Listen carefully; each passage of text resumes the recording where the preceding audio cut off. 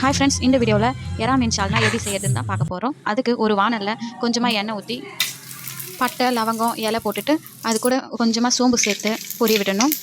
பொரிஞ்சதுக்கப்புறமா நம்ம கட் பண்ணி வச்சுக்கக்கூடிய வெங்காயத்தை போட்டு நல்லா வதக்கணும். நல்லா வதங்கினதுக்கப்புறம் ஒரு மிக்ஸி ஜாரில் கொஞ்சம் பூண்டு, இஞ்சி, தக்காளி போட்டு அரைச்சி எடுத்துக்கணும். அதை வதங்கி இருக்கக்கூடிய வெங்காயத்தை கூட சேர்த்து நல்லா வதக்கணும். வதங்கினதுக்கு அப்புறமா நம்ம க்ளீன் பண்ணி வச்சிருக்கக்கூடிய எறாவை போட்டு நல்லா வதக்கிட வேண்டாம். வதக்கினோடனே அது ரவுண்ட் ரவுண்டாக மாறிடும். அந்த டைமில் நம்மளுக்கு எவ்வளோ குழம்பு தேவையோ அந்த அளவுக்கு தண்ணி ஊற்றி உப்பு மிளகாய்த்தூள் சேர்த்துக்க வேண்டாம். சேர்த்ததுக்கப்புறமா கரம் மசாலா இல்லைனாக்கா சிக்கன் மசாலா போட்டு கொதிக்க விட்டுடணும். கொதிச்சதுக்கப்புறமா 1/4 மூடி தேங்காய் பற்றி எடுத்து நல்லா அரைச்சி கடைசியாக சேர்த்துட்டு ஆஃப் பண்ணிட வேண்டாம். நல்லா டேஸ்டான எறா மீன் சால்னா ரெடி ஆகிடும். இந்த சால்னா தோசை, இட்லி, சப்பாத்தி, பரோட்டான்னு எதுக்கு தொட்டுட்டு சாப்பிட்டாலும் செம்ம டேஸ்ட்டாக இருக்கும். ஒரு டைம் ட்ரை பண்ணி பாருங்கள். Thank you friends.